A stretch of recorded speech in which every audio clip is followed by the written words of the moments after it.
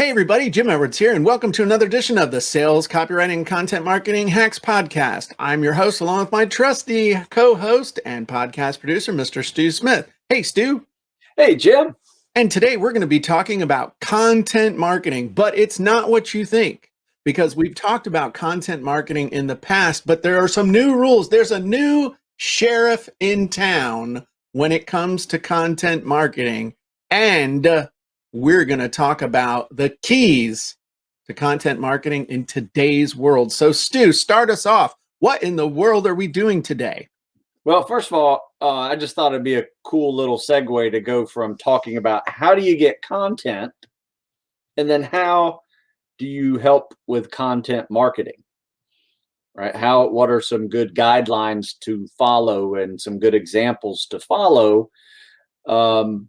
with the idea of marketing your content. So first, let's do this. Let's define content marketing.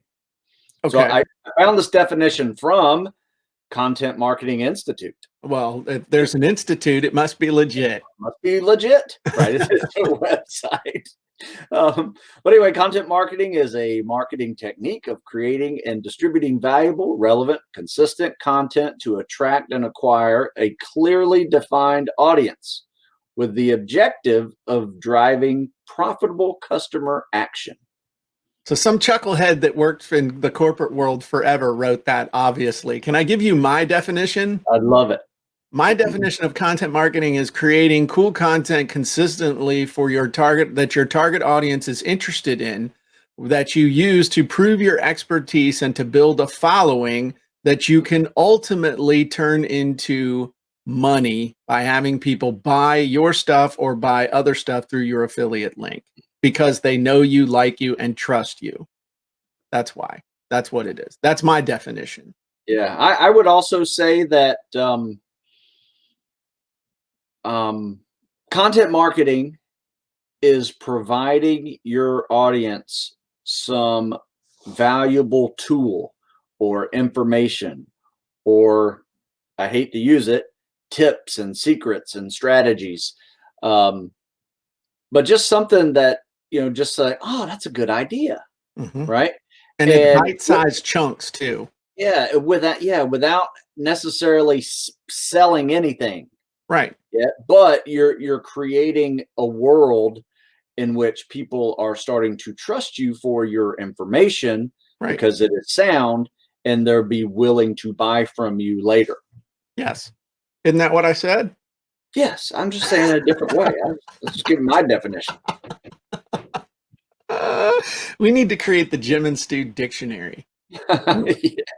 So I think the biggest thing, though, is that most people try and think of content marketing is that it should immediately, like you said, it should lead immediately to the sale, and that's not the purpose. The purpose of content marketing is to build a relationship, to build a trusted relationship, and to be viewed as a trusted source of information that's specific to something that they're interested in or something that they care about. It can't just be information in general. It's got to be around a specific area. So for me, it's about copywriting, selling, product creation, book publishing, writing, all that et al. Stuff. That's sales, copywriting, and content marketing. That's ultimately what it all has come back to, because that's what I've been doing for the last 24 years. And so with you, it's fitness and tactical fitness, but it's also business stuff, because you're teaching the things you're doing in your tactical fitness business as well. True. So but the number one thing is that it's got to be something that your people are interested in, and that's something that they think they're going to get value from, that they can use in their own, in this case, business, or in their fitness or whatever that area of expertise. The only reason they'll pay attention to you is if they think that they're going to get something that they can use. Just like you said, a tool, a tip, information, resources, validation, inspiration, all of these things, that you're serving a purpose in their life. And if you're not, then you're quickly discarded. I would agree. You want to hear my number one content marketing tool that I use every week? Most important Please. one. Most important one for me. What is it? It is personalized attention, like answering people's questions or comments, whether it's an email or it's a DM or an IM, whatever. However, they responded to me to answer them personally, but I turn that into an Ask Stu article. So now it's not only content, it is content marketing because I'm answering one person's question, sending it out to the masses. Yeah. And so you're leveraging it. So you give somebody a personalized answer, but you do it in such a way that it's like you're creating that answer for your avatar, and your avatar being your ideal customer, and then therefore you share it with all your customers, and a large percentage of them, or a certain percentage of them, are going to be able to get the benefit of that. So it's a one-to-one, and then automatically turns into a one-to-many. That's smart. That's called leverage, Stu. Thank you.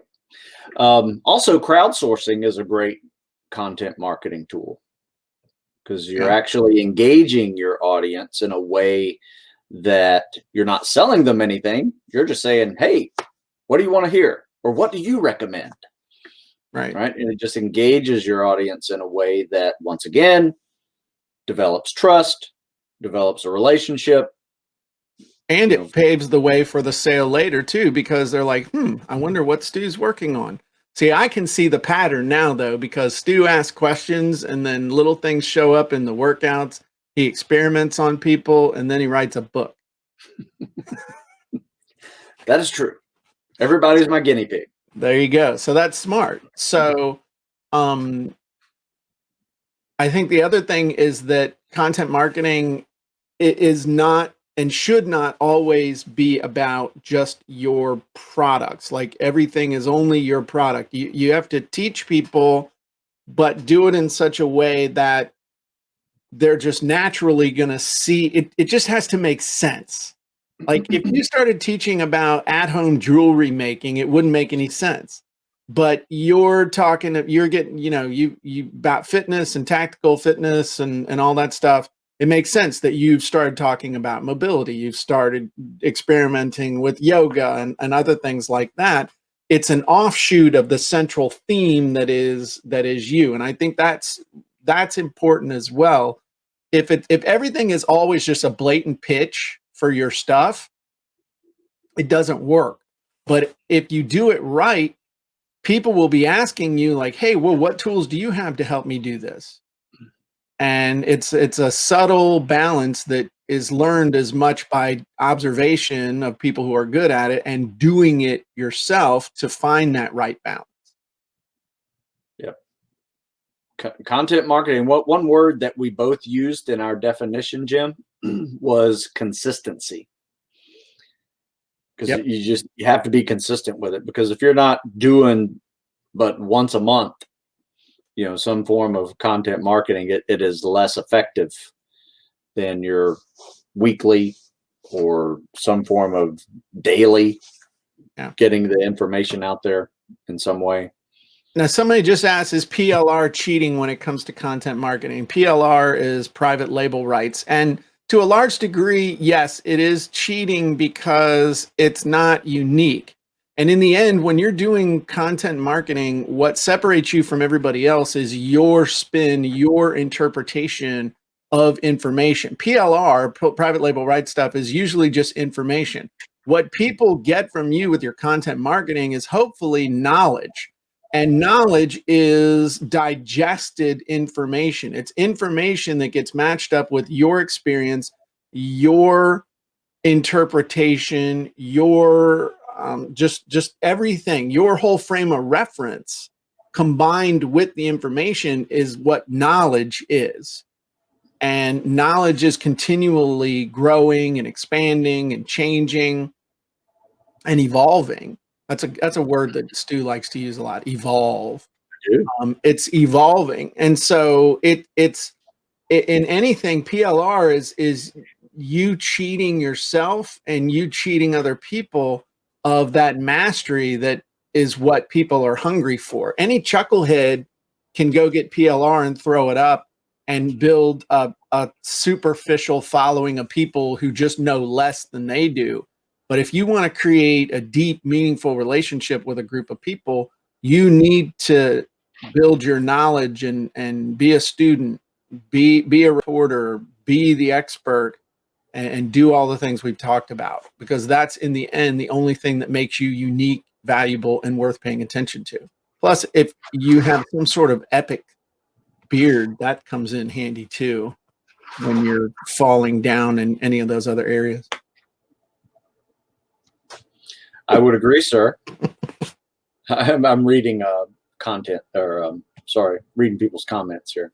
Okay. Anything else we should talk about when it comes to content marketing? I think the big thing with the consistency, and we talked about this in the pre-show, is making sure that you have a balance of, making sure you have a consistent flow of ideas and creation for your content, preferably doing something every single day, but then spending a lot of time with the promotion of that content, with the distribution of that content. Because if you don't, it's like creating the world's most perfect billboard and then burying it in your basement. It doesn't do you any good to have it down the basement. You got to put it out by the highway. And you can't, if you own a gas station in Dubuque and you put your billboard on the highway in Miami, you're not going to get very many customers. You've got to put your billboard in front of the right people. And that means, doing your research. That means building up a presence on social media and building up your email list, building up a relationship with people who have followings as well, so you can do trades and interviews and link to each other, all kinds of good stuff. So that's in fact, if you really want to get down to it, if it's content marketing, you are a marketer who promotes your content, not the other way around. Because if you really want to make strides, you got to be as good or better at the marketing of your content as you do at the consistent creation of it. Very good. And you have to do it in a way where your audience trusts you and learns something from you. Then they will most likely buy from you in the future. Right. If you have something they're interested in. Now, Wojtek just asked an interesting question. He said, consistency, should it change with time? So at the beginning, more often, and then slow down a bit. So at the beginning, an article or other content once per day, and later 3 to 4 per week, including memes and other. So I think what he's asking is about maybe with an email list or something. A lot of people say, oh, you should email them every day, and then you drop off to every other day, and then you drop off, blah, blah, blah, blah, blah, blah, blah, blah. That's BS, okay? What it comes down to is you got to stay on people's radar with value. Would I email my list every single day? Probably not, but we email our list at least 3 or 4 times a week. The key is not how many times you email them, but how valuable the content is when you do email. And you can do a lot more on social media because hardly anybody sees your stuff. So posting a couple, 3 times a day on social media is not a big deal because most people aren't going to see your stuff. So I would say that it's just create value, get into a rhythm, pay attention to the results that you're getting with the crowd that you're targeting, and then dial it up and dial it down, and just find the sweet spot for you and for them. And that's the know-how aspect of it. And know-how, by the way, is knowledge combined with action. Anybody can get information. Anybody can grow, grow their knowledge, but know-how is where you want to be. I'll give you a quick example. Think about your mom. All right. My mom's a great cook. Typically what happens is mom starts out with a recipe at some point. Her mother gives it to her, or, an aunt or a friend. And so the first time mom makes something with the recipe, it takes a while. There's stuff all over the kitchen, and it's like, and dinner starts with the preamble of, I'm trying something new. I hope you like it. At least that's how it worked at my house. And then if everybody's like, dang, this is pretty good. It's like my mom never made anything I didn't like. So I was like, yeah, this is awesome. You can make this again. And then knowledge, mom says, okay, I'm going to make this again. And she makes it again. She's got the recipe, but she's sort of looking at it, and there are half as many bowls and plates and other stuff made. And then at some point, that recipe, that knowledge turns into know-how, where I'm like, Mom, can we have meatballs tonight? She's like, yeah, we can do meatballs tonight. Okay, get me this, get me that, get me that. Okay, to do this, and you roll them like this and then put them on here, and I'm going to do this. There's no recipe out. There's no thought. There's just, okay, now we do this, then we do this, then turn on the oven for this, and then we got to make the sauce, and we got to do this, all this, and we have meatballs. And it's made in like 1/10 the time. It's better than it ever was the first time it was done. And it's like, man, I love meatballs. And I mean, I'm thinking about my mom's meatballs because they're amazing. But know-how ultimately is what people want from you. Because they know if you have the know-how, then if anything, you have to then deconstruct it. You know it so well that you have to consciously put yourself back in their place to show them what needs to get done, because you're just going to run off and do it. But know-how, that's really from a content. People want to learn from people that have the know-how. They can get the information anywhere. Let me Google that for you. Knowledge means you've used the information and gotten the results, maybe once. That makes you an internet guru. And but know-how is the person who just can look at what you're doing and know, okay, this is not right. Move this over here. Try this. Do all this other stuff. And that's, I don't know why I went off on that tangent, but that's ultimately why people will pay attention to you if you're doing content marketing, because you have the know-how.